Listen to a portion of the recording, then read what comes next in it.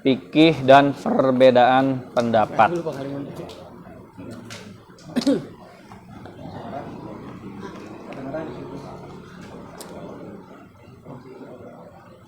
Yang halaman 9, mengenal fikih ikhtilaf. Ikhtilaf secara bahasa artinya yaitu lawan dari kesepakatan. Jadi ikhtilaf itu tidak sepakat. Ikhtilaf itu tidak sepakat. Secara istilah, ikhtilaf itu ikhtilaful fuqaha fi hukmin minal ahkami fil umuril ijtihadiyah. Ikhtilaf menurut istilah di kalangan ulama yaitu perbedaan pendapat di kalangan fuqaha dalam salah satu hukum dari hukum-hukum yang terkait dengan masalah ijtihad. Jadi dari definisi ini kita bisa pahami bahwa yang namanya ikhtilaf itu perbedaan antara fuqaha, perbedaan antara ulama. Jadi kalau yang bukan ulama tidak berhak untuk berbeda, ya, tidak berhak untuk berpendapat berbeda. Sekalipun dia berpendapat berbeda, maka pendapatnya itu yang berbeda tidak dihitung. Tidak dihitung. Jadi perbedaan pendapat yang dihitung itu perbedaan pendapat di kalangan ulama ahli fikih. Misalkan 4 mazhab. 3 mazhab sepakat, 1 mazhab tidak sepakat. Nah, dihitung. Tapi kalau perbedaannya antara orang awam atau orang awam berbeda, tidak setuju dengan pendapat mazhab fikih, maka nggak dihitung, nggak dianggap. Misalkan fikih ormas. Fikih ormas boleh dicek. Ini kita sebut aja ya, ini biar jelas ini. Ini kita bukan tendensius ke siapapun, ya. Misalkan NU. NU itu lembaganya Bahsul Masail, ya, lembaga Bahsul Masail. NU itu fikihnya itu merujuk ke mazhab. Jadi nggak bisa dibilang fikih ormas, nggak bisa. Karena merujuk kepada mazhab. NU ya, NU-nya tentu NU garis lurus. Kalau NU yang kayak gitu tuh beda lagi. Itu NU yang aneh-anehnya. NU, lembaga Bahsul Masail, itu fikihnya fikih mazhab. Kita nggak bisa bilang fikih ormas, NU tuh nggak bisa. NU itu pasti ke Syafi'i atau ke Hanafi, ke situ aja. Terus Muhammadiyah, majelis apa? Majelis tarjih. Majelis tarjih itu kalau merujuk ke mazhab, ya sah sebagai perbedaan pendapat. Termasuk perbedaan pendapat antar fuqaha. Cuman majelis tarjih mengutip pendapat mazhab A gitu aja. Cuman kadang nggak disebutin. Dia ngutip dari mazhab mananya nggak disebutin. Dia nyebutinnya dari Quran dan Sunnah gitu aja. Padahal kalau merujuk kepada mazhab, ya tepat. Itu bagus. Sah untuk diikuti, boleh untuk diikuti. Kuat pendapatnya. Tapi kalau pendapatnya tidak merujuk kepada mazhab, 4 mazhab nggak dirujuk sama majelis tarjih. Maka itu sebenarnya fikih apa? Fikih ormas. Levelnya level ormas. Nah, kita ini orang awam suka kagum dengan Quran hadis. Seolah-olah mazhab itu nggak pakai Quran hadis. Mazhab itu kalangannya fuqaha, sedangkan fikih ormas itu walaupun disebutnya pakai Quran hadis, ya levelnya bukan level fuqaha.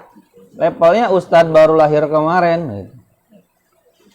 Dan itu nggak dianggap, nggak dihitung. Mana ada di Al-Azhar, di Universitas Saudi Arabia, ya, di universitas, boleh cek di universitas ternama di dunia ini, ada nggak pelajaran fikih majelis tarjih? Nggak ada. Silakan kuliah dimanapun, buktikan kepada saya ya. Ada mata kuliah fikih majelis tarjih? Nggak ada. Itu level fikih yang apa ya? Ya kecoa gitu, nggak dianggap gitu. Anda kuliah di Al-Azhar, pasti ada fikih 4 mazhab. Anda kuliah di Libya, kuliah di Saudi Arabia, kuliah di semua di universitas agama ternama di dunia, pasti ada fikih 4 mazhab. Karena apa? Diakui kredibilitasnya di dunia. Perbedaan pendapatnya diakui. Disebutnya ijtihad yang mu'tabar. Tapi kalau fikih level ormas, majelis tarjih, Dewan Hisbah, ya mohon maaf gitu ya, dengan segala hormat gitu, itu nggak dianggap gitu Pak. Nah kita yang orang awam kagum-kagum, wah Quran, hadis, ini nih soheh katanya. Padahal kalau tidak merujuk kepada mazhab, di mazhab A nggak ada, mazhab B nggak ada, Syafi'i, Maliki, Hambali, Hanafi nggak ada. Ya adanya di dia doang. Di majelis tarjih atau misalkan di Dewan Hisbah. Ya maka itu kelasnya kelas apa? Kelas teri, bukan kelas kakap. Maka perbedaan pendapatnya itu tidak dihitung. Nggak dianggap gitu. Dengan catatan jika tidak merujuk kepada mazhab. Tapi kalau ternyata dia juga merujuk kepada mazhab, oh ternyata sebenarnya Dewan Hisbah, majelis tarjih itu sebenarnya ngerujuk juga loh. Kemana? Ke mazhab. Dan ternyata setelah kita telisik, ini tuh sebenarnya mazhab Maliki misalkan. Ini sebenarnya mazhab Maliki, cuman dia nggak ngaku aja, nggak bilang bahwa ini mazhab Malik. Cuma bilang ini mazhab majelis tarjih, ini mazhab Dewan Hisbah. Yang sah kalau kayak gitu. Paham Pak ya? Paham. Gitu. Seperti misalkan Ustaz Iqbal. Ini hukumnya A. Ustaz Iqbal kata siapa? Ya kata saya.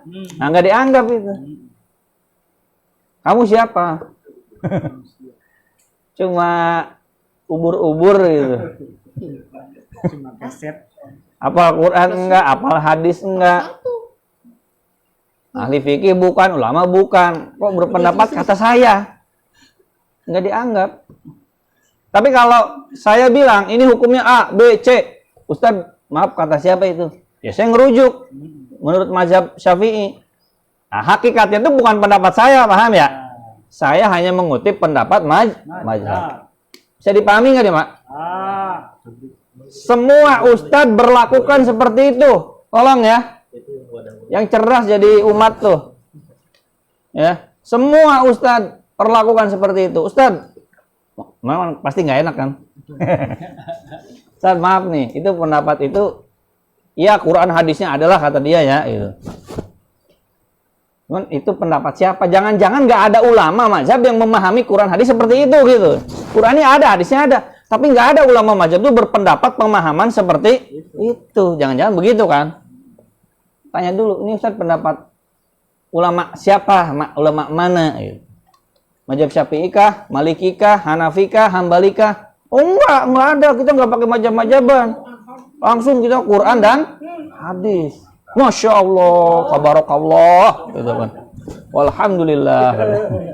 Ini sahih katanya. Dibanding ustadz itu, mazhab ini, mazhab itu. Mazhab manusia, tinggalkan semua mazhab. Pakailah Quran dan sunnah. Nah ini kan namanya kan kita tuh kegocek cara berpikir. Gitu. Jadi pastikan semua ustadz yang ngomong, ini kalau menurut saya ya, pastikan dia ngerujuk ke mazhab. Jika tidak merujuk ke mazhab, saran saya skip. Ya. Saran saya skip. Ya, kalau tidak merujuk ke mazhab. Cuma kalau lain pasti beda ngomongnya. Yang penting mah Quran Sunnah katanya. Ya udah silahkan Quran Sunnah. Cuman saya khawatir Quran Sunnah itu nggak ada satupun ulama mazhab memahami seperti itu. Kan ulama mazhab itu kan ulama ngerti agama kan ya? Ngerti agama nggak kira-kira? Mungkin nggak mereka tuh kelewatan, hadis itu ya kelewatan, kelupaan gitu. Kirain tuh itu pemahamannya begini ya. Oh baru ketahuan sama ulama zaman sekarang gitu. Jadi baru lahir tahun 1960, ulama itu baru lahir, dia kuliah, belajar di UIN gitu kan. Umur 40 tahun masuk ormas, terus dia baru tahu, wah ini baru ketemu nih, hukumnya begini. Mungkin nggak kira-kira kayak gitu Pak? Ya mungkin aja ya, cuman ya 2% lah gitu. Apa iya ulama zaman dulu tuh nggak paham hadis itu, nggak paham Quran itu, terus kelewat gitu pemahamannya? Nggak mungkin gitu Pak. Kenapa mati? Makanya saya sarankan carilah, ikutilah pendapat yang memakai mazhab. Tapi yang pakai mazhab juga nggak konsisten ya. Emang mazhab tuh nggak harus 100% juga. Nggak harus 100%. Nah, kembali ke laptop. Iya. Jadi yang namanya ikhtilaf itu, ini penting nih, definisi ikhtilafnya tuh. Perbedaan pendapat antara fuqaha. Yang bukan fuqaha nggak dianggap. Nggak dianggap. Siapa lo gitu. Terus dalam masalah hukum. Ya emang dalam masalah hukum, kalau bukan dalam masalah hukum ya berarti bukan fikih. Misalkan dalam masalah keyakinan berarti apa? Ilmu akidah, ilmu tauhid. Dalam masalah perilaku, ilmu akhlak. Gitu. Jadi fikih itu memang masalah hukum.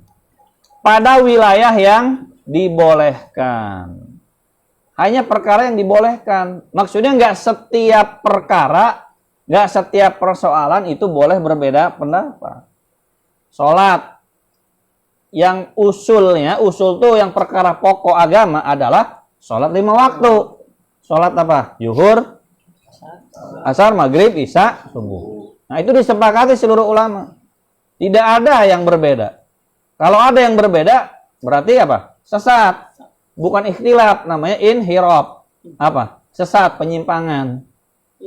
Sholat berapa waktu? 3. Nah, sesat. Sholat yang wajib 5. Cara sholatnya itu perkara furu', perkara cabang. Usul itu ibarat batang pohon batang utamanya, itu usul pohonnya. Ranting-rantingnya adalah perkara furu', far'un, cabang. Namanya ranting kan boleh berbeda ya? Iya. Tapi batang pohon yang utama ya satu. Nggak mungkin beda. Gitu. Yang berbeda itu adalah ranting-rantingnya. Cara sholat, cara niat, sedekah, cara sujud, bacaan iftitah, bacaan tahiyat. Nah itu perkara furu'. Silahkan berbeda. Cuman ingat, berbedanya hanya di antara kalangan fuqaha. Ingat rumusnya, kalangan fuqaha. Perlu ditegaskan nih, Ustadz Adi Hidayat, Buya Yahya, Ustadz Abdul Somad. Siapa lagi yang pintar? Gus Baha, Gus Fauzan.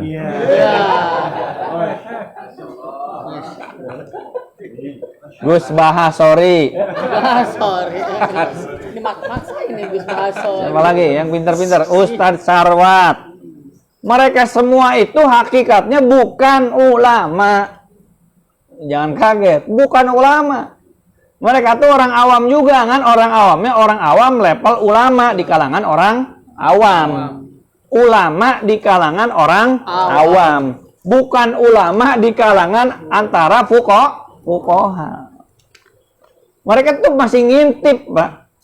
Buya, apa hukumnya ini? Tar dulu, saya lihat dulu fikih mazhab Syafi'i. Dibaca kitab. Oh, ini hukumnya begini. Begitu aja kerjaannya, Pak. Bukan beliau berijtihad, bukan. Itu yang perlu diketahui, Pak. Ini bukan maksud meremehkan, emang faktanya begitu. Apalagi saya gitu. Siapa saya? Buya itu bukan ulama, nggak pernah kehitung dalam mazhab fuqaha itu nggak pernah kehitung gitu, Pak. Ustadz Sarwat nggak pernah kehitung dalam jajaran fuqaha, nggak pernah. Kalaupun di zaman ini ada nggak fuqaha? Ada. Nah, cuman biasanya kebanyakan tuh bukan orang Indonesia. Kebanyakan kalibernya kaliber orang mana? Orang Arab. Karena dari kecil udah hafal Quran. Kalau zaman sekarang tuh kayak saya Yusuf Al-Qaradawi, kayak yang lagi rame nih Syekh Ali Jum'ah. Nah, itu baru itu masuknya jajaran apa? Jajaran fuqaha. Baru kayak mereka disebut fuqaha, kayak Syekh Wahbah Az-Zuhaili. Nah, kita ini nggak kenal ke sana, kita kan kenalnya ustadz di kampung kita kan. Kita nyangkanya ulama aja gitu. Padahal bukan ulama, penceramah. Tukang ceramah gitu.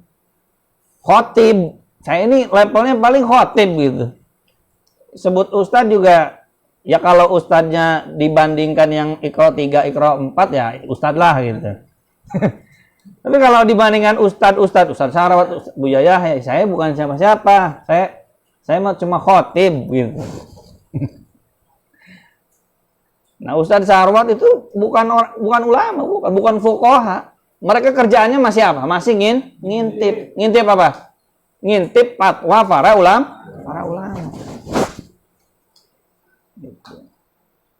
Cuman ya memang ada beberapa orang tuh merasa nggak perlu ngintip gitu. Dia langsung Quran Sunnah pahami, oh ini hukumnya begini. Gitu.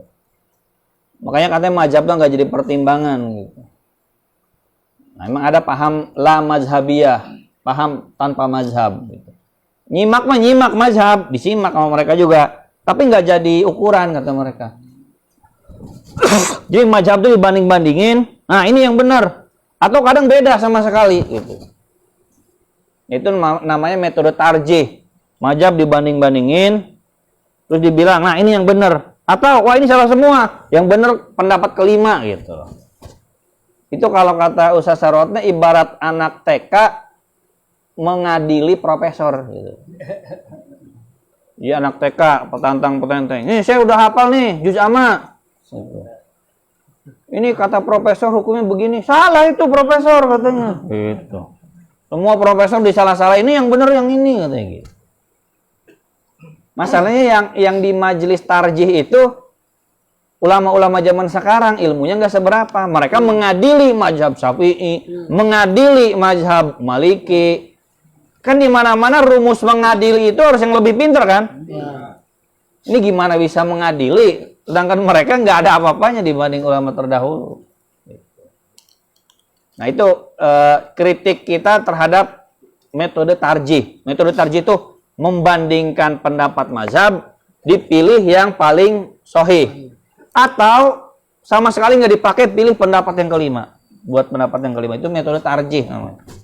Nah kalau rumah fikih nggak pakai metode tarjih, semua disampaikan, nah udah pilih yang mana gitu. Bukan tarjih. Saya pernah nanya ke Ustaz Sarawat, kenapa nggak ditarjih aja, dipilih mana yang paling sahih? Emang saya siapa katanya? Narjih. Saya ini anak TK, mentarjih siapa? Mazhab fuqaha. Siapa saya? Boro-boro mentarjih, saya aja percaya aja langsung gitu kan? Jadi kita ini siapa mentarjih? Jadi sampaikan semua, tinggal pilih mau yang mana, begitu aja. Cuman memang kritiknya orang tuh suka nanya, yang benar yang mana Ustadz? Begitu kan? Ya semuanya benar sih. Cuman tanya hati nurani aja, kira-kira di antara 4 mazhab ini mana yang kira-kira yang pas gitu. Lanjut, halaman 12. Sok dibaca. Capek saya. Oh, tar dulu, jangan dulu. Alhamdulillah. Nah, perbedaan pendapat tidak bisa ditolak.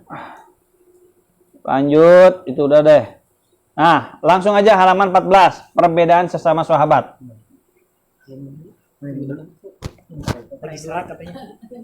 Oh, Pak Ngalimun.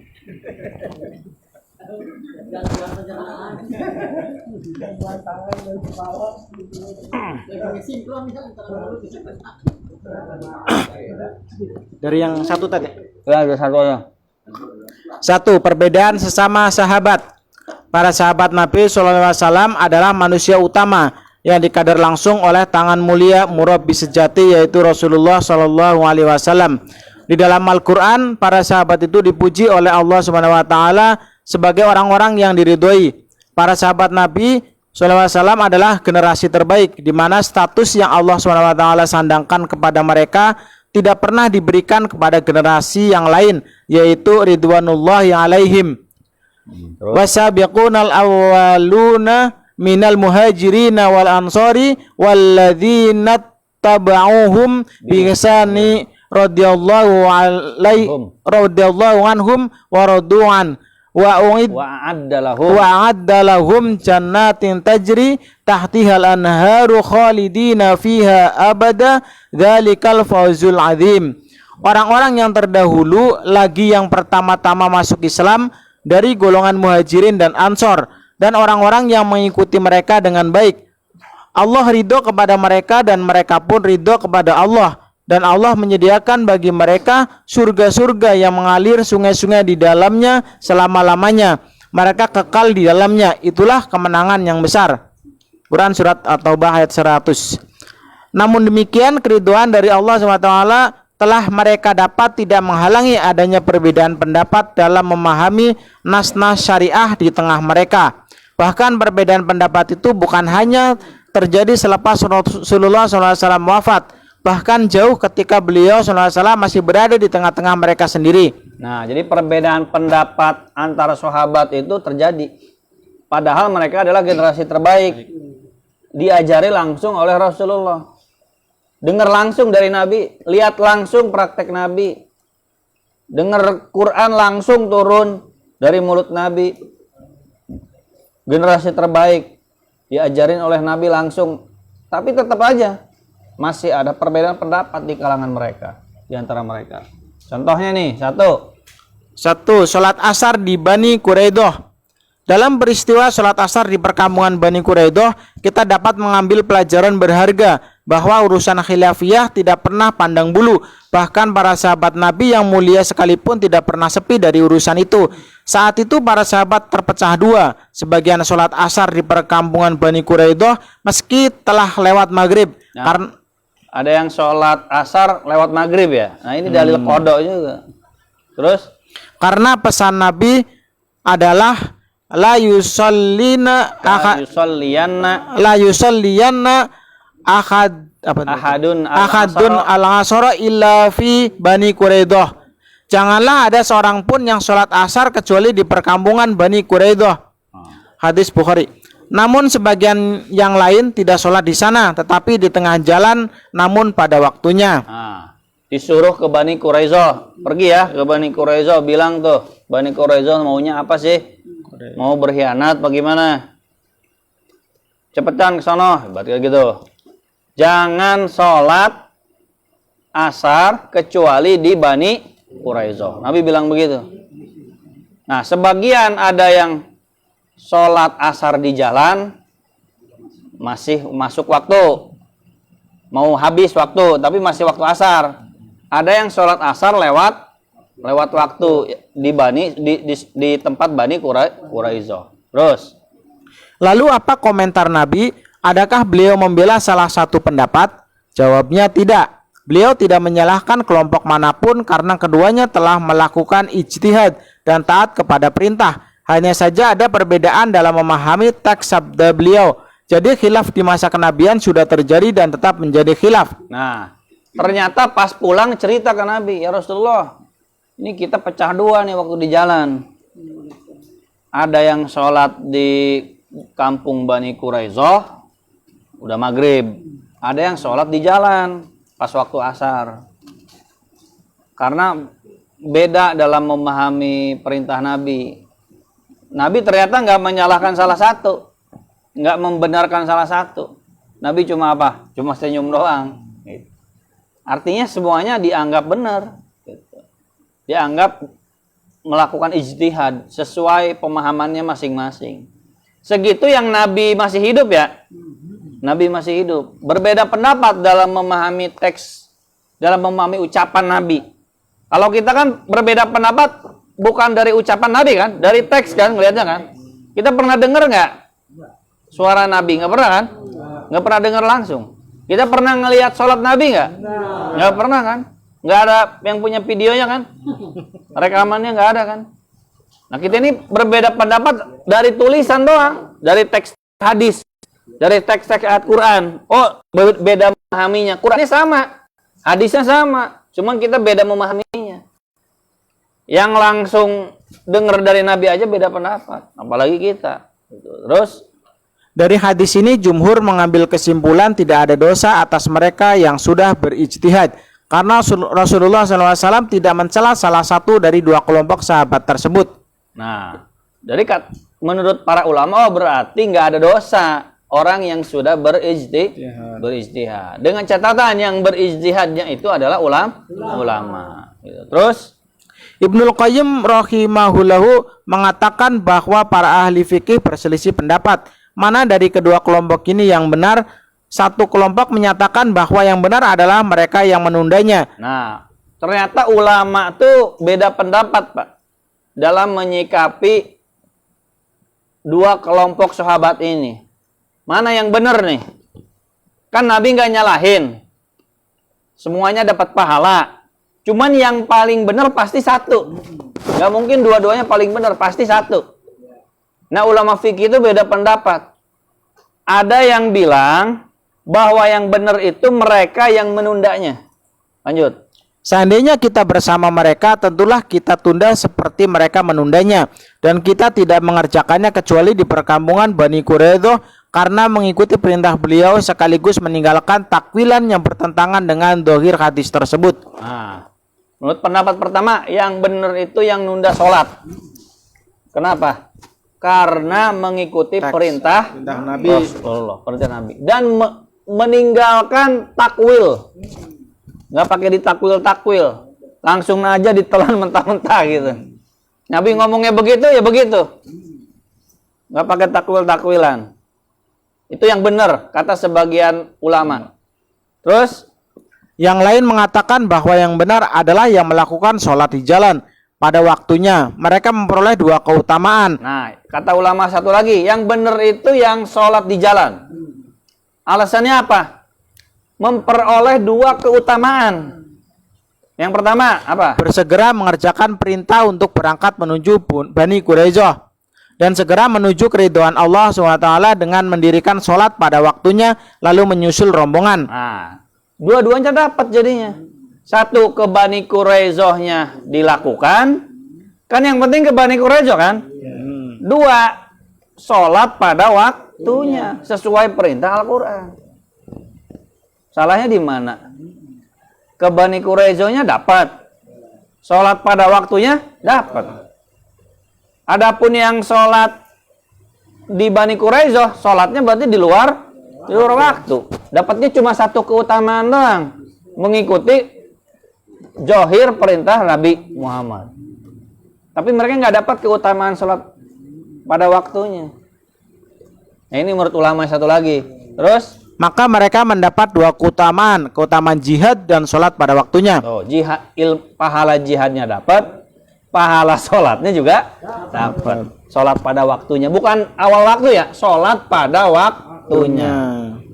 Terus, Sedangkan mereka yang mengakhirkan sholat asar paling mungkin adalah mereka uzur. Bahkan mereka menerima satu pahala karena bersandar kepada dohir dalil tersebut. nah ini menurut ulama yang ngebela kelompok yang sholat di jalan, yang sholat ditunda, sholatnya di Bani Quraizoh pada waktu maghrib, itu cuma dapat satu pahala.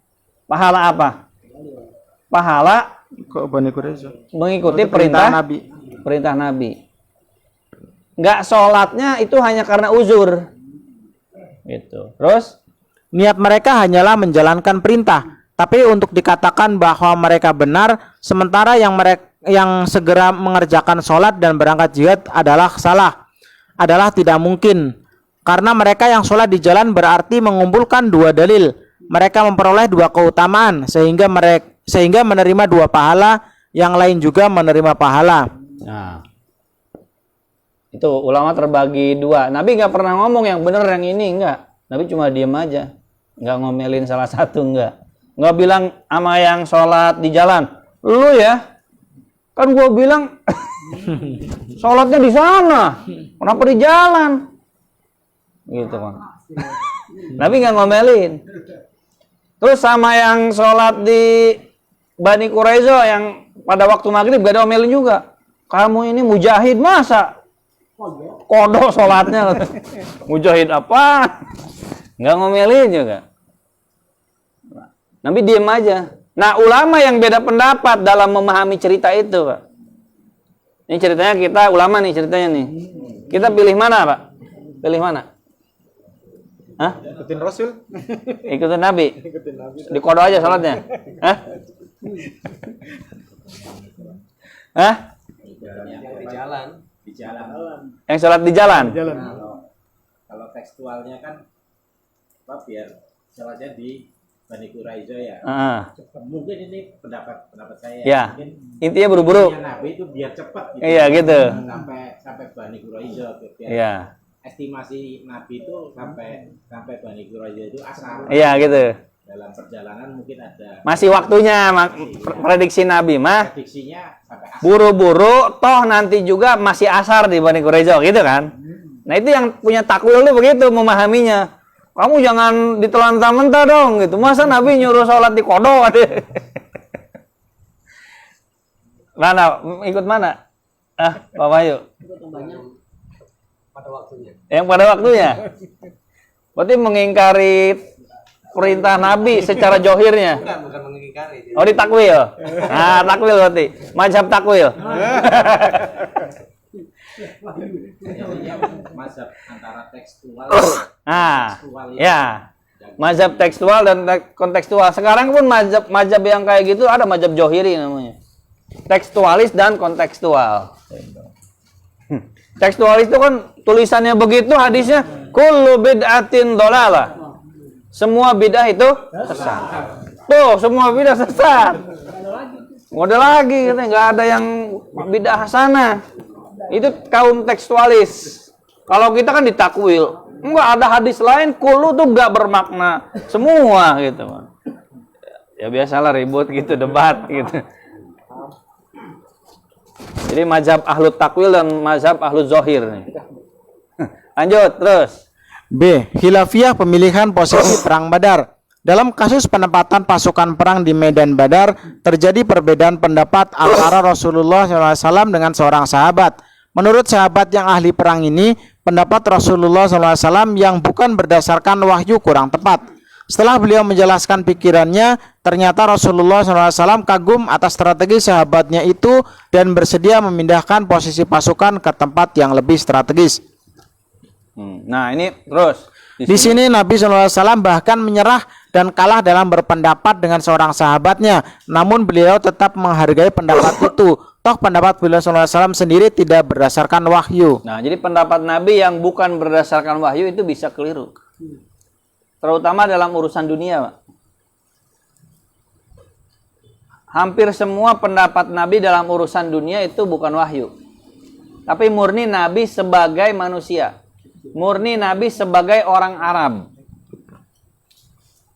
Kan banyak hadis-hadis Nabi nanti tentang kurma, makanlah kurma katanya. Hadis-hadis Nabi tentang bekam.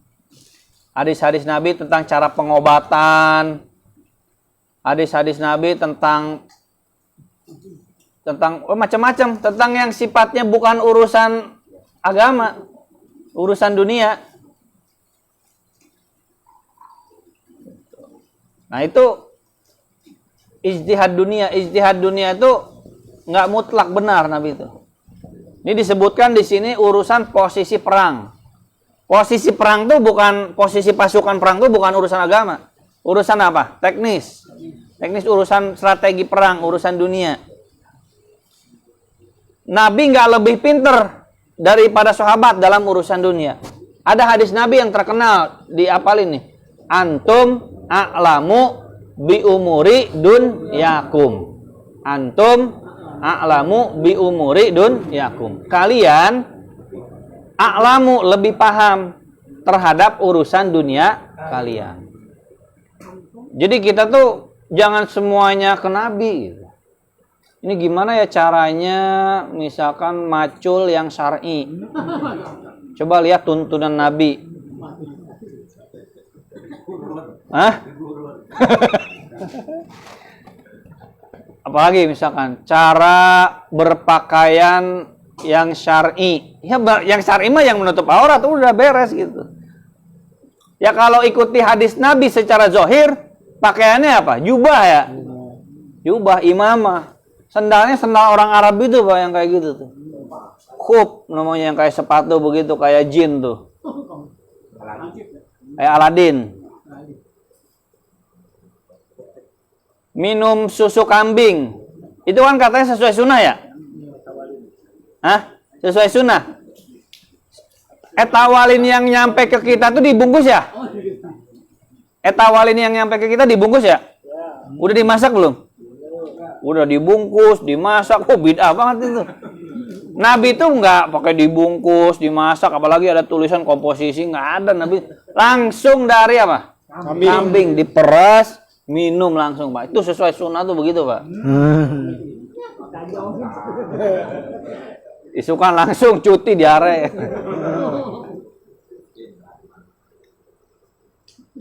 Minum susu yang sesuai sunnah Nabi itu caranya ada lagi Pak. Di baskom bareng-bareng. Nih baskom, minum, digilirin, terus diputer. Kayak gitu minum. Sesuai Nabi sunnah itu.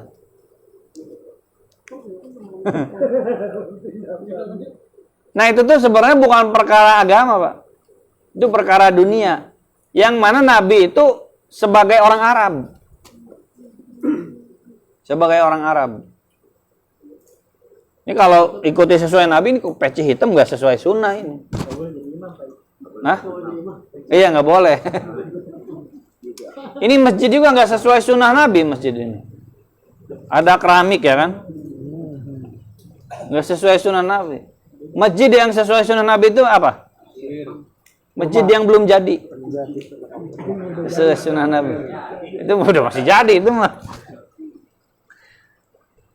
Nah ini masalah tawaran perang Badar itu masalah dunia. Nabi keliru dalam tanda kutip ya. Dikoreksi sama sahabat.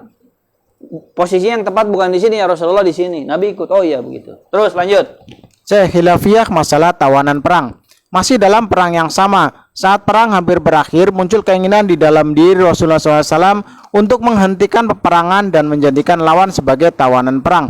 Tindakan itu didasari oleh banyak pertimbangan. Selain itu juga karena saat itu belum ada ketentuan dari langit.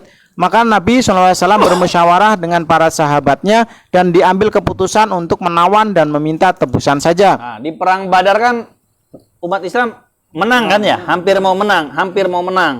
Ini ceritanya hampir mau menang. Belum turun ayat, belum turun wahyu. Kata Nabi ini gimana ya? Terusin aja perang sampai pada mati semua tuh musuh. Terusin perang, habisin aja udah. Kan mereka kalah, terus habisin. Selagi masih di medan perang tentunya. Ataukah ini kan kita mau menang nih, udahi aja.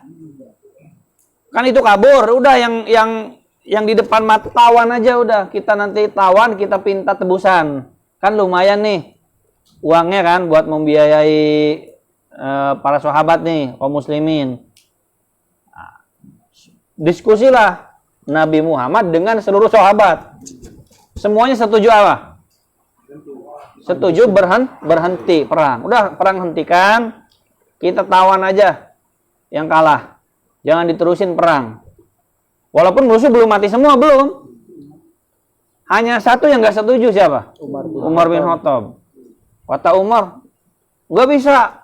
Terusin aja terus perang sampai mereka mati semua. Gitu. Terus baca.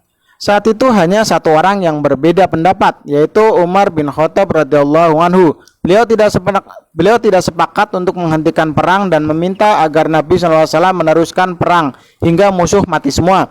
Tidak layak kita menghentikan perang begitu saja karena mengharapkan kekayaan dan kasihan. Nah, ini Umar bin Khattab berbeda pendapat dengan Nabi karena Umar bin Khattab tahu Nabi belum turun wahyu. Berarti kan belum pasti benar kan? Karena masih ijtihad sifatnya.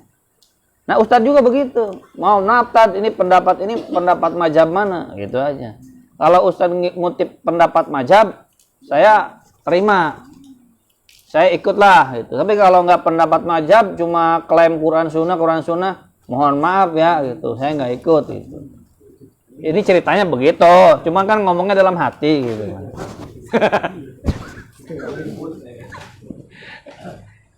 Nggak harus dipraktekin ngomong, praktekin ngomong kurang ajar. Tersinggung Ustaz. Setidaknya bapak-bapak bisa ngukur gitu. Nabi juga sama, sahabat juga sama. Ini Rasul kalau nggak dari wahyu, sahabat masih mau berbeda pendapat. Ya Rasulullah, coba dikoreksi, kayaknya ini kurang pas deh gitu. Kalau berdasarkan wahyu udah. Mereka juga sami'na wa ata'na. Nah, aman Nabi begitu. Nah, kira-kira kita sama Ustadz begitulah ya. Kalau dia ngutip mazhab, ikut. Kalau dia nggak ngutip mazhab, ya dengerin aja gitu. Tapi nggak usah diikuti, nggak usah. Gitu. Pendapatnya. Gitu. Karena kalau bukan pendapat mazhab, biasanya lemah gitu aja. Ini rumus dari saya. Ini semua dipraktek ke saya, ke semuanya gitu Pak. Jangan-jangan ini pendapat pribadi Ustadz gitu. Jangan-jangan dia cuma ngutip dari ustadznya di ormas gitu. Jangan Ustadz Iqbal ngutip di siapa? Nggak ada di mazhab, cuma ngutip dari misalkan Habib Rizik gitu. Habib Rizik nggak ngutip dari mazhab, ya lemah. Kecuali perkara yang nggak ada mazhabnya. Kayak perkara-perkara kontemporer, hukum asuransi. Kan nggak ada mazhab Syafi'i, asuransi, prudensial hukumnya. Hukum GoPay dalam mazhab Syafi'i nggak ada. Hukum Bank BRI dalam mazhab Maliki nggak ada. Mazhab Maliki nggak kenal Bank BRI. Gitu. Lanjut. Tentu saja pendapat seperti ini tidak diterima forum musyawarah dan Rasulullah SAW serta para sahabat lain tetap pada keputusan semula, hentikan perang. Tidak lama kemudian turun wahyu yang membuat Rasulullah SAW gemetar ketakutan karena ayat ini justru membenarkan pendapat Umar bin Khattab radhiyallahu anhu dan menyalahkan semua pendapat yang ada. Nah, turun ayat sampai Nabi gemeter. Semua salah. Nabi juga salah. Yang benar siapa? Umar bin Khattab. Turun ayatnya nih, surah Al-Anfal ayat 67. Baca.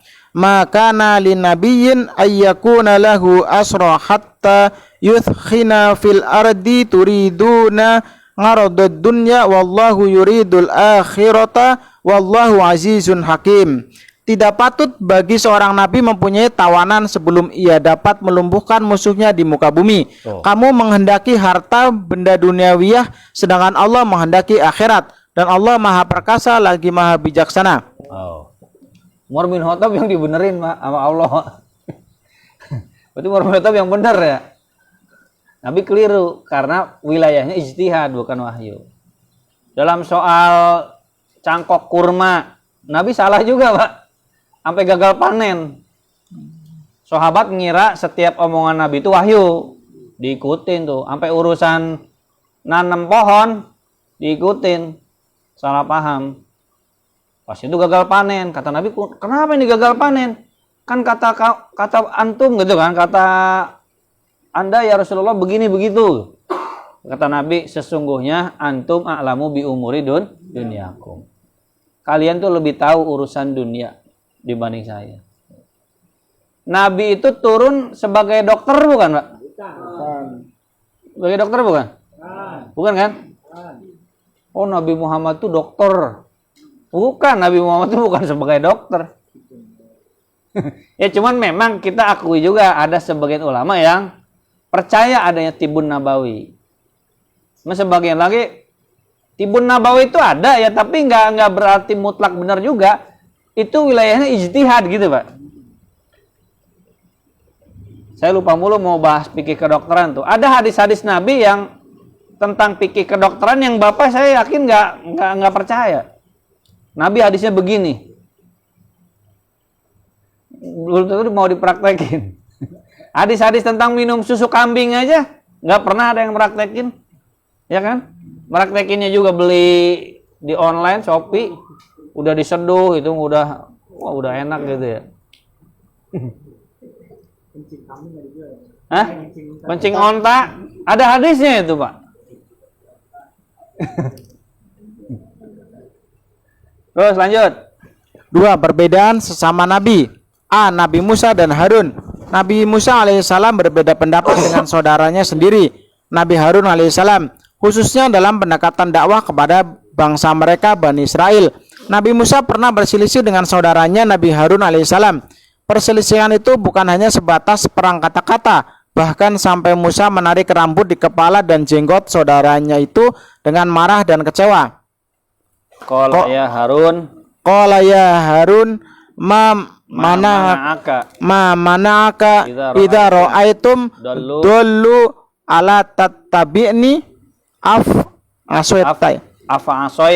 asaita amri. Berkata Musa, hai Harun, apa yang menghalangi kamu ketika kamu melihat mereka telah sesat sehingga kamu tidak mengikuti aku? Maka apakah kamu telah sengaja mendurhakai perintahku? Quran surat Toha. Terus Ustaz aja deh. Oh. Langsung aja biar itu. Dan tatkala Musa telah kembali kepada kaumnya dengan marah dan sedih hati, berkatalah dia, alangkah buruknya perbuatan yang kamu kerjakan sesudah kepergianku. Apakah kamu hendak mendahului janji Tuhanmu? Dan Musa pun melemparkan luh-luh itu dan memegang kepala saudaranya sambil menarik ke arahnya. Harun berkata, hai anak ibuku, sesungguhnya kaum ini telah menganggapku lemah dan hampir-hampir mereka membunuhku. Sebab itu janganlah kamu menjadikan musuh-musuh gembira melihatku, dan janganlah kamu masukkan aku ke dalam golongan orang-orang yang zalim. Dalam pada itu Nabi Harun saudaranya itu pun menjawab, Harun menjawab, hai putra ibuku, janganlah kamu pegang janggutku dan jangan kepalaku. Sesungguhnya aku khawatir bahwa kamu akan berkata, kamu telah memecah antara Bani Israel dan kamu tidak memelihara amanatku. Quran surat Toha ayat 94. Ini tuh perbedaan pendapat antara Nabi Harun dengan Nabi Musa. Kan Nabi Harun dan Nabi Musa duet tuh untuk dakwah ke Bani Israel. Nabi Musa tuh pergi dulu ke Gunung Tursina 40 hari 40 malam. Umat Bani Israel diserahkan kepada Nabi Harun. Cuman pas Nabi Musa balik, umat Bani Israel tuh masih sesat gitu. Nabi Musa ngambek gitu. Gimana sih ngurusnya, intinya begitu. Kamu cara ngurusnya kok kayak kurang tegas begitu gitu. Nah, ini berarti kan beda pendapat soal ngurus gitu kan ya? Soal ngurus apa? Soal ngurus umat gitu. Padahal ini sama-sama apa? Sama-sama nabi gitu. Intinya itu begitu. Berbeda pendapat antar sesama nabi gitu. Terus B. Nabi Musa dan Khidir. Dalam dimensi yang lain, surat Al-Kahfi menceritakan bagaimana Nabi Musa alaihissalam lagi-lagi berbeda pendapat dengan Nabi Khidir alaihissalam. Khidir berkata, inilah perpisahan. Qala hadza firaqun baini wa bainika saunabbiuka bi ta'wili ma lam tastati alaihi sabra. Khidir berkata, inilah perpisahan antara aku dengan kamu. Kelak akan ku beritahukan kepadamu tujuan perbuatan-perbuatan yang kamu tidak dapat sabar terhadapnya. Nah, Nabi Musa dan Nabi Khidir beda pendapat. Ini kan sezaman. Nabi Musa dan Nabi Khidir sezaman. Mereka berbeda pendapat. Jadi gini awal mula ceritanya, Nabi Musa itu ceramah. Ceramahnya tuh inilah menyentuh hati lah, membuat kagum Bani Israel. Bani Israel itu kagum sekali sama Nabi Musa tuh.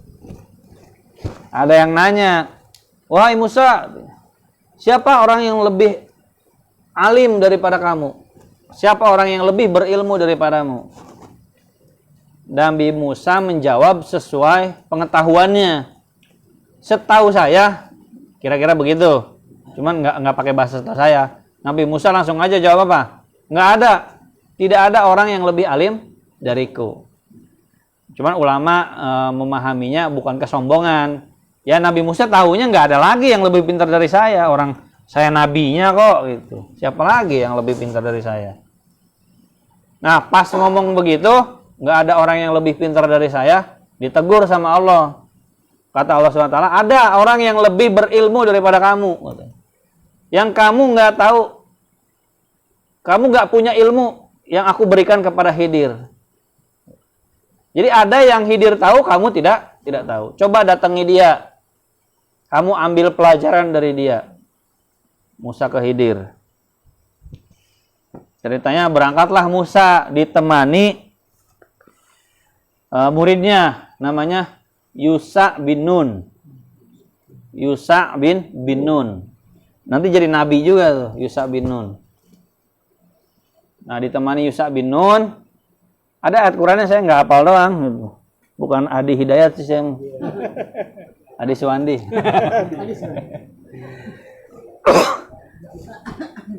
Nah, ini kekurangannya nggak hafal hadis, nggak hafal Quran tuh, jadi tahu ceritanya tapi nggak hafal ayat Qurannya gitu doang. Ada yang hafal ayat Qurannya nggak tahu artinya gitu. Nggak tahu dua-duanya. Nah, ini terakhir. Berangkatlah Nabi Musa dengan muridnya Yusha bin Nun. Mereka berangkat. Kata Allah, ini ada sebenarnya ayat Qurannya yang tentang urutan cerita-ceritanya gitu. Paman saya nggak hafal nih. Temui mereka di pertemuan dua laut, katanya begitu katanya. Pokoknya pertemuan dua laut katanya. Ada laut yang berbeda, bertemu di situ. Nggak tahu maksudnya apa tuh. Bawa ikan. Kalau ikan itu hilang di wadahnya, berarti kamu udah dekat di lokasi tempat Nabi Khidir. Gitu. Jalanlah jauh perjalanan. Ternyata malam-malam mereka tidur di pinggiran batu besar. Tidurlah di pinggiran batu besar. Ada kartunnya ya, ntar saya share ya biar lebih gampang. Dan itu kartunnya beneran berdasarkan Quran gitu, bukan kartun ngarang-ngarang gitu. Tidur di sebuah batu besar, waktu malam-malam itu si ikan tuh keluar sendiri, Pak. Keluar, air lautnya sampai ke batu itu, Pak. Padahal kan batunya jauh kan, di pinggir lautnya jauh. Sampai air lautnya tuh mengarah ke sana, ke dekat mereka tidur. Ikannya keluar. Bahkan dalam sebuah riwayat mah jalan tuh ikan katanya. Intinya keluar, Yusha bin Nun ngelihat, wah ikan itu jalan katanya keluar. Cuma karena dia ngantuk tidur lagi gitu. Paginya mereka berangkat lagi. Lupa tuh ngasih tahu Yusha bin Nun tuh bahwa kalau ikan hilang berarti sudah sampai. Mereka perjalanan pergi jauh. Lapar, makan yuk katanya, makan. Mana ikan katanya. Baru ngeh. Oh iya. Ya Rasulullah, kata ke Musa gitu. Ikannya tadi katanya udah jauh, udah hilang. Saya lupa mau ngasih tahu katanya gitu. Oh udah balik lagi ke sana. Ketemulah dengan Nabi Khidir. Nah, di sana ketemu dengan Nabi Khidir. Kata Nabi Musa, saya sama Allah disuruh belajar sama kamu. Kata Nabi Khidir, ya udah, ayo kita belajar sama-sama. Sesungguhnya saya diberi ilmu yang kamu tidak tahu. Dan kamu diberi ilmu yang saya tidak tahu. Artinya sama-sama nggak ada yang nggak tahunya kan? Ya Ustadz juga begitu, Pak. Saya tahu. Ustadz A belum tentu tahu. Dia tahu, saya tidak tahu. Emang semua orang begitu, Pak? Sekelas Nabi juga. Nabi Khidir dikasih ilmu yang Nabi Musa nggak punya. Nabi Musa dikasih ilmu yang Nabi Khidir nggak punya. Tapi perjanjian katanya. Kamu nggak boleh nanya apa yang saya perbuat. Kalau kamu nanya, bertanya, protes terhadap apa yang saya perbuat, berarti kita berpisah. Sepertinya kamu nggak akan punya kesabaran. Malam tastati alaihi sobro. Engkau tidak akan memiliki kesabaran. Kata Nabi Musa, tenang aja, berkata begitulah. Oh esok jalan gitu. Nah ini berbeda pendapatnya nanti pas di jalan nih berpetualang. Pertama mau nyebrang perahu. Nah tukang perahunya udah kenal, ini tuh Nabi Khidir. Gitu. Akhirnya gratis ditumpangin perahu tuh. Cuman pas lagi nyebrang perahu gitu kan, perahunya mau nyampe, gitu. Dibolongin Pak. Sama Nabi Khidir dibolongin. Nabi Musa kan melohok gitu ya. Kalau bahasa kita mau melohok gitu. Eta kunaon sia? Tur mah gratis cenah. Malah di bolongan cenah. Tahu diri pisan gitu kan. Ya lamun urang mah Sunda gitu.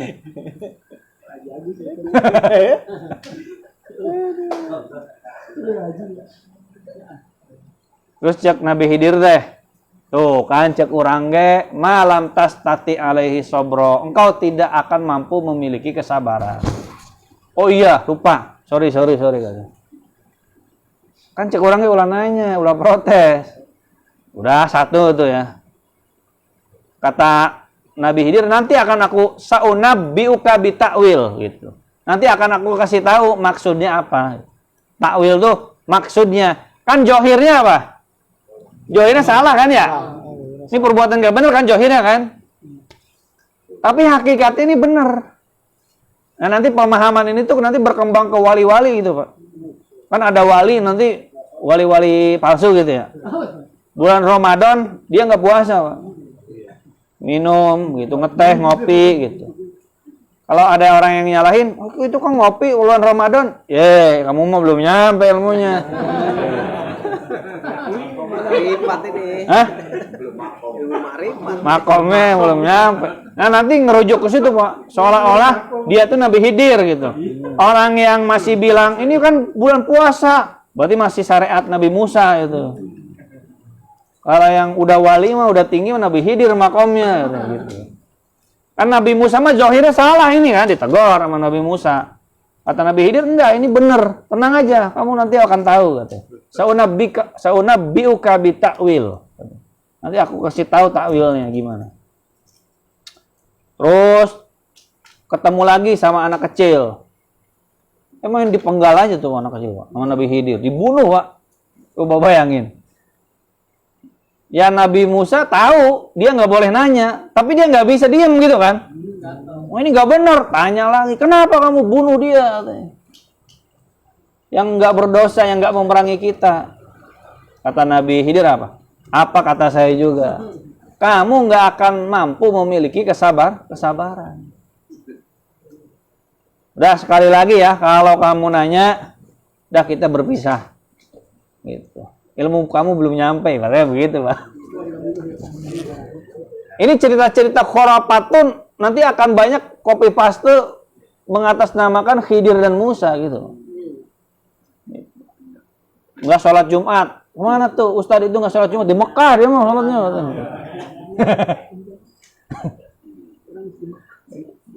Karena kan syariatnya kan ngebunuh itu haram ya. Dosa kan? Ini Nabi Khidir tuh nggak di jalan syariat lagi, nggak di jalan syariat johir, udah masuknya apa? Hakikat gitu. Ketemu lagi sebuah perkampungan minta dijamu tuh Nabi Khidir tuh sama Nabi Musa. Kan di mana-mana zaman dulu mah kan, ya pergi ke kampung mana-mana kan nggak punya bekal gitu ya, ya. Mintalah dijamu barangkali ada yang mau berbaik hati kepada musafir gitu. Nah, kan nggak ada Pak yang mau jamu Pak. Pada pelit semua. Tiba-tiba pas mau pulang dari kampung itu lihat sebuah rumah yang mau roboh Pak. Dindingnya mau roboh. Tiba-tiba Nabi Khidir benerin itu dinding rumah itu Pak. Dibenerin sama Nabi Khidir. Kata Nabi Musa tuh, ngapain kamu benerin dinding itu? Mending kamu minta upah aja sama orang di sini, ya kan? Kan mereka kan diminta nggak mau. Sekarang kamu benerin dinding ini, mending minta upah aja katanya. Daripada kamu benerin rumah orang gratis gitu kan? Kita ini butuh bekal gitu. Ya itu kata Nabi Harun. Nah ini berarti terakhir nih, udah ya. Kita goodbye aja dah. Kamu nggak ngerti juga sih, belum nyampe ilmunya. Gitu. Nah akhirnya dikasih tahu sama Nabi Khidir. Yang pertama kenapa katanya. Jadi dia tuh dapat apa? Dapat wahyu dari Allah gitu. Perintah dari Allah langsung. Perahu ini akan dirampok. Daripada perahu ini dirampok, mending dibolongin. Kalau dibolongin kan masih bisa dibenerin. Makanya saya bolongin daripada dirampok. Kasihan ini orang miskin ini gitu. Terus kenapa anak itu dibunuh? Karena anak ini kalau gede akan menyesatkan kedua orang tuanya. Orang tua ini penyembah Allah katanya. Orang yang bertauhid, beribadah pada Allah dengan benar. Ini kalau anak ini gede, anak ini akan menyesatkan kedua orang tua mereka. Daripada nanti menyesatkan orang tuanya, mending anak kecil ini kan masuk surga kalau dibunuh kan? Mending dibunuh sekarang. Diganti anak yang lebih baik. Cuman ini hanya berlaku Nabi Khidir loh Pak yang dapat wahyu Pak. Ini bukan bapak-bapak ini.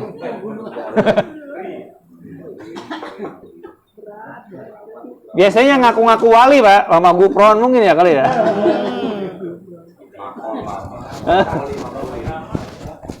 Wali Allah.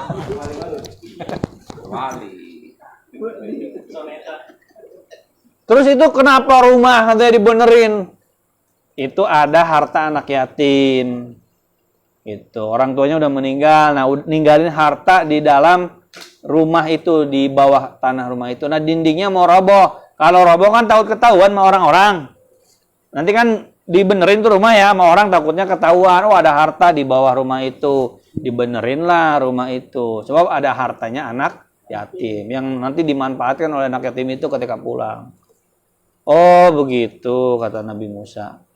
Ya udah kan saya bilang kamu nggak punya ilmu yang saya diberi. Kamu tidak memiliki ilmu yang saya memiliki. Nah artinya di sini disimpulkan apa? Nabi Musa dan Nabi Khidir pun berbeda pendapat.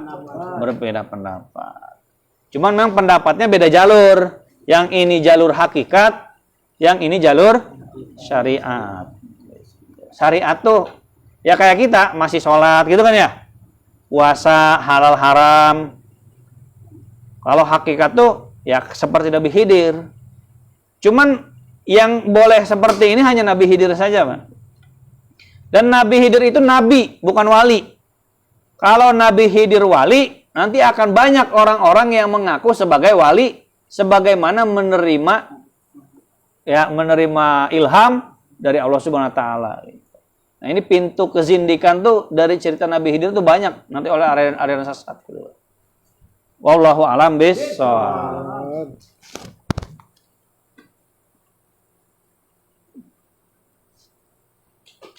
Ada pertanyaan, Pak? Satu aja.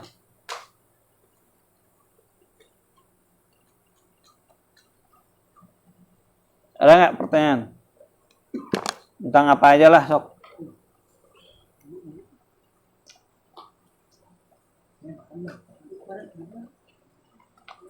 Temanya ini ya? Enggak ini ya? Hah? Ketinggian temanya. Nanya apa katanya? Bukan praktek ini sih, bukan praktek sholat, zakat, puasa, haji. Itu menjawab, maksudnya menjawab keraguan selama ini kita gitu, maksudnya kan banyak yang itu terpengaruh sama bahwasanya ini yang paling sunnah, ini yang paling hadis, Quran sunnah itu yang paling benar gitu, tekstual gitu kan. Jadi dengan mempelajari fikih khilafiyah ini tahu benar gitu, makin kuat bahwasanya takwil itu ada gitu. Apa? Takwil itu iya. mentakwil. Iya, mentakwil itu ada, nggak selalu harus tekstualis. Jadi makin kuat lah itu ya. Ya emang ini ilmu pemikiran, ini mah bukan praktek, bukan asalkan praktek. Pasti banyak pertanyaan praktek mah. Ustadz ini saya waktu begini bagaimana ya, gitu kan? Kalau ini ilmu pemikiran memang.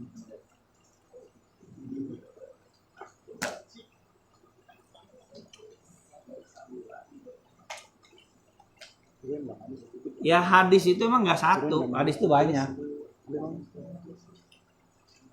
Jadi kalau ada hadis ini, kok mazhab beda? Oh berarti ada hadis lain gitu aja. Jadi hadis nggak satu, pemahaman juga nggak satu. Jangan dikira hadisnya itu berarti hadis itu satu, pemahamannya satu. Yang benar yang ini, yang ngomong beda salah, nggak begitu. Hadisnya ada banyak, sekalipun satu pemahamannya banyak. Ada takwil. tapi ada yang mengklaim kalau hadis itu sahih itu mazhabku. Ya, kalau sahih menurut ijtihad ulama tersebut dan sahihnya menurut sesuai pemahaman yang benar gitu. Emang Imam Syafi'i yang ngomong begitu. Kan nih, mazhab yang paling susah nerima hadis itu mazhab Hanafi. Enggak mentang-mentang hadis sahih langsung dipercaya. Hadis sahih itu harus hadis sahih yang benar-benar banyak jalur riwayatnya. Kalau cuma satu hadis sahihnya cuma satu, ditolak sama mazhab Hanafi. Nah, mazhab Syafi'i kebalikan Hanafi. Kalaupun hadisnya satu aja, jalurnya cuma satu orang gitu, sahih. Nah, itu saya pakai. Cuman maksud sahih di situ tuh bukan sahih pemahaman menurut kita, tapi pemahamannya menurut ulama mazhab Syafi'i.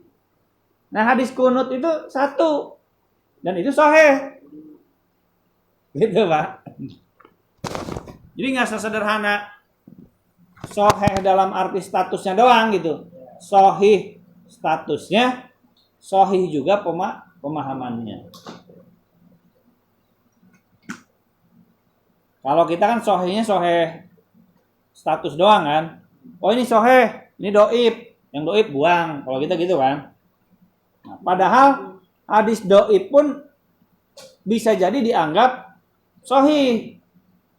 Kita kan sering denger ya, hadis kunut itu apa? Doib kan, lemah kan? Nah, itu berlaku bagi mazhab Syafi'i. Iza sahhal hadis fa huwa mazhabi. Apabila sahih satu hadis, itulah mazhabku. Hadis kunut subuh memang enggak masyhur. Hadisnya cuma satu. Jalur periwayatannya satu. Oleh mazhab Hanafi ditolak. Wah, enggak lumrah nih hadis. Tapi kalau kata mazhab Syafi'i, ya emang enggak lumrah. Tapi jalurnya sahih. Dari si A benar, orangnya terpercaya. Benar B, benar si C benar. D benar, sampai ke Nabi orangnya jujur semua. Oh, berarti ini sahih. Nah, ini landasan mazhabku dipakai sama mazhab Syafi'i mah. Walaupun hadisnya itu satu jalurnya. Gitu, Pak. Nah, itu nanti ada di situ tuh.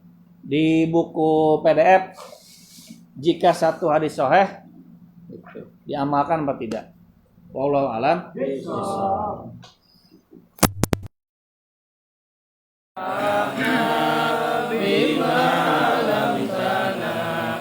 Rabbi alimna alladhi yanfa'una Rabbi fakina wa fakih ahlana wa qarabati lana fi dinina mugi Gusti ngamanfaatkeun kana ilmu nu dipasikeun mugi Gusti ngawurukeun kana ilmu pimanfaateun mugi Gusti masihan faham ka abdi jeung ahli abdi kabaraya baraya abdi dina ilmu agama Gusti